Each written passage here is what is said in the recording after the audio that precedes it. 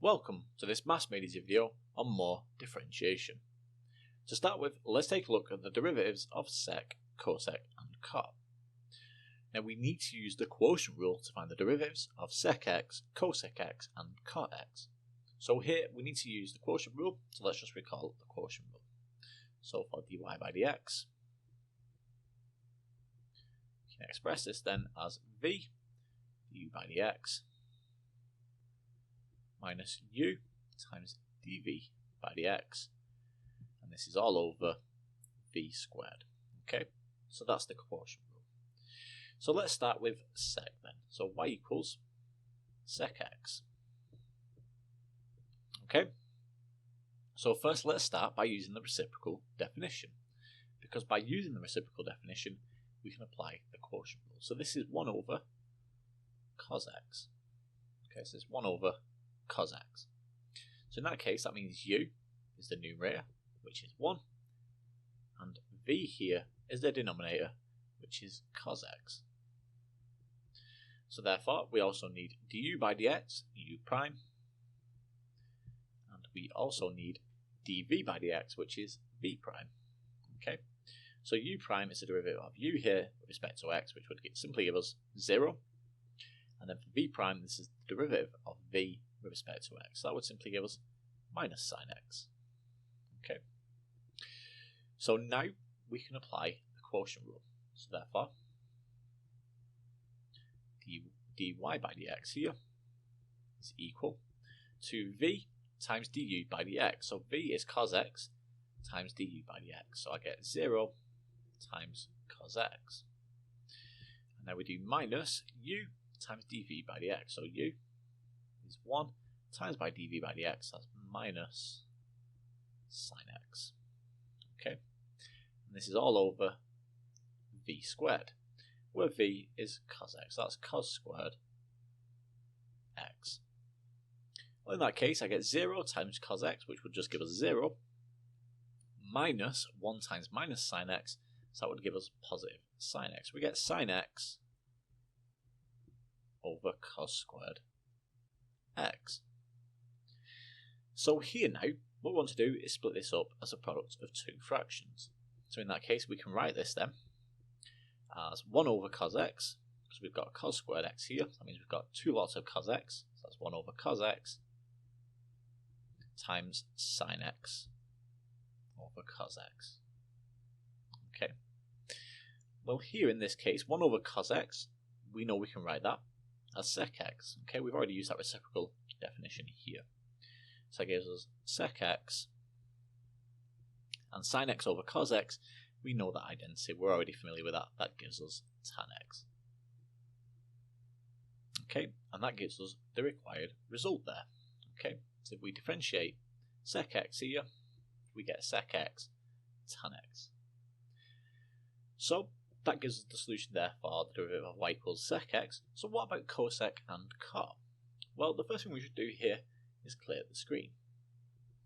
And what I'd say here is by starting with y equals cosec x, okay, see if you can now write this using the reciprocal definition, and then go on to differentiate using the quotient rule.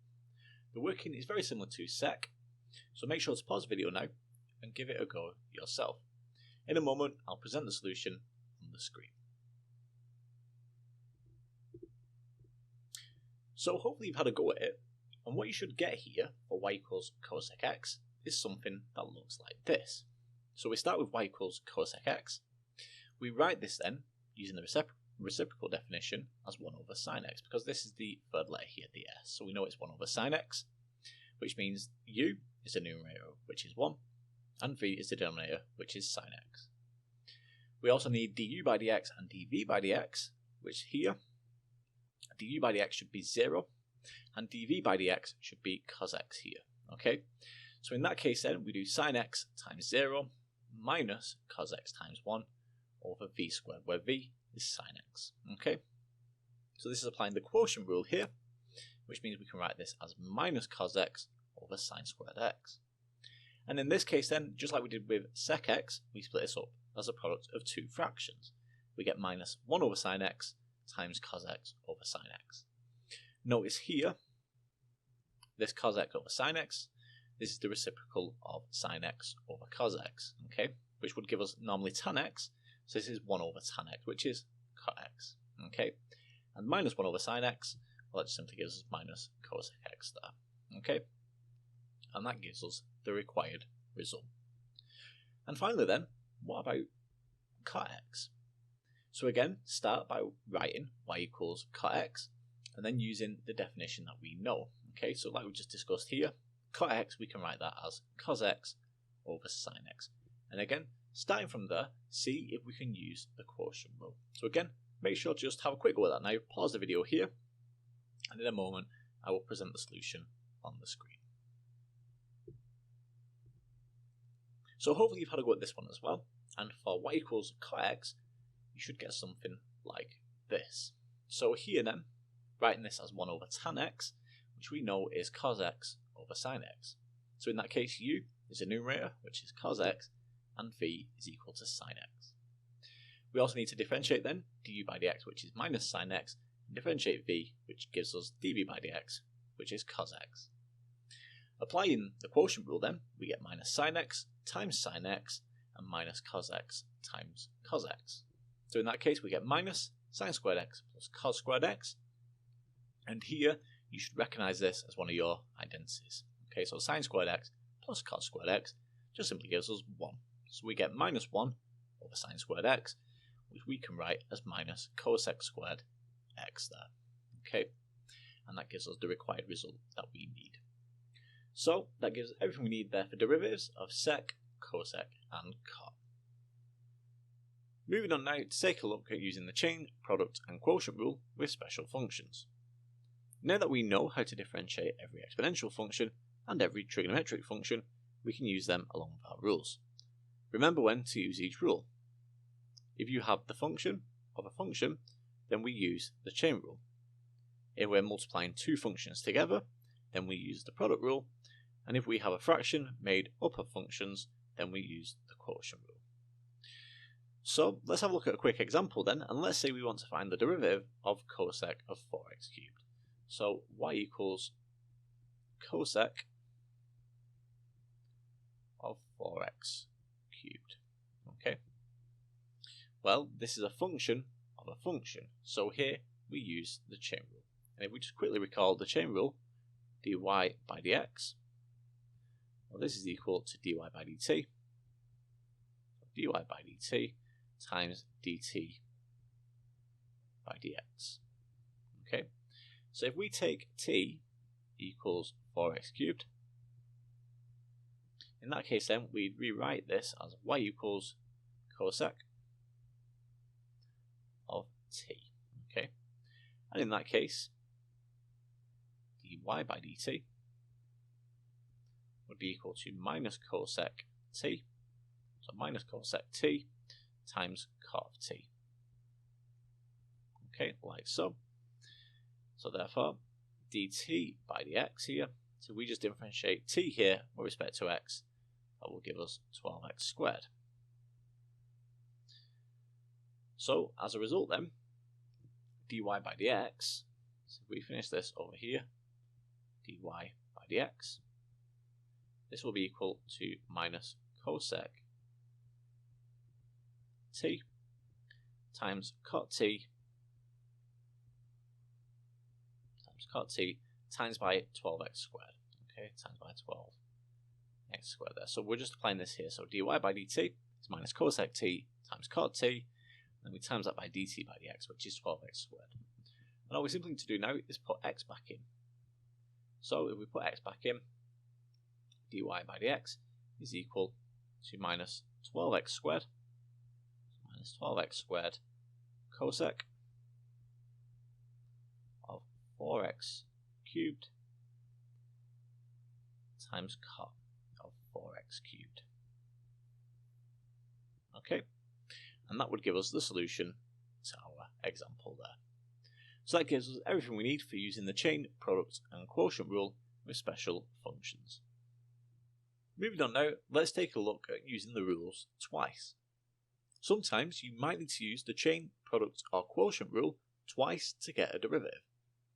So let's take a look at this example here where we're asked to differentiate 2x squared cos e to the x. Now this is a product of two functions, so we need to use the product rule. So let's just recall the product rule. So the product rule here is dy by dx is equal to u dv by dx plus v du by dx. Okay, so in this case, u here will be 2x squared and v will be cosine of e to the x. Okay, so in that case, if we differentiate u here, so du by dx, that would just simply give us 4x. So to find dv by dx, we need to use the chain rule. So for dv by dx, we need to use dv by dt times dt by dx. Okay, so if we take t equals e to the x, so t equals e to the x, then we can write v here as cosine of t. Okay, so cos of t. In that case, dv by dt is equal to minus sine of t, and dt by dx, so dt by dx is simply e to the x. So therefore, dv by dx is minus sine of t e to the x. And if we put x back in, that gives us, for dv by dx then, minus e to the x times sine e to the x. Okay, so let's just double check that here. So minus e to the x, sine e to the x, perfect. And now we can complete our product rule. So therefore, dy by dx is simply equal then to u times dv by dx. That's going to give us minus 2x squared. So minus 2x squared e to the x sine e to the x then. Okay, like so. And then for v du by dx, so v du by dx, that would simply give us plus 4x cosine e to the x. Okay, and that gives us our derivative there of 2x squared times cos of e to the x. So that gives us everything we need there for using the rules twice. And finally, let's take a look at using the rules to find the second derivative. We already know that second derivatives can be very useful when it comes to classifying stationary points. However, starting with expressions like these, finding the second derivative can get very complicated. So let's take a look at this example here. So we want to find the second derivative. Now to differentiate once, we need the chain rule because this is a function within a function. So if we just recall the chain rule then, dy by dx, so dy by dx is equal to dy by dt times dt by dx. So here, if we take t equals 3x squared, so t equals 3x squared, then y is equal to e to the t. So in that case, dy by dt, so dy by dt is simply e to the t, and dt by dx, so dt by dx is simply 6x. Okay, differentiating t here with respect to x. So therefore, dy by dx, so dy by dx would simply be equal to 6x e to the t, and if we put x back in, then that gives us 6x e to the 3x squared. Okay, like so. Now to differentiate a second time, we notice that we have two functions multiplied together. So in that case, we need to use the product rule. So for the second derivative here, we need to use the product rule, so let's just recall the formula. This will be u dv by dx plus v du by dx.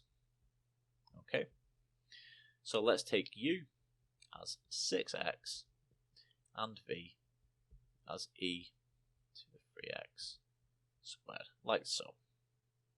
So in that case, du by dx would simply just be 6, just differentiating u here with respect to x, that just gives us 6. And for dv by dx, this requires the chain rule, but it's identical to the differentiation that we've just performed.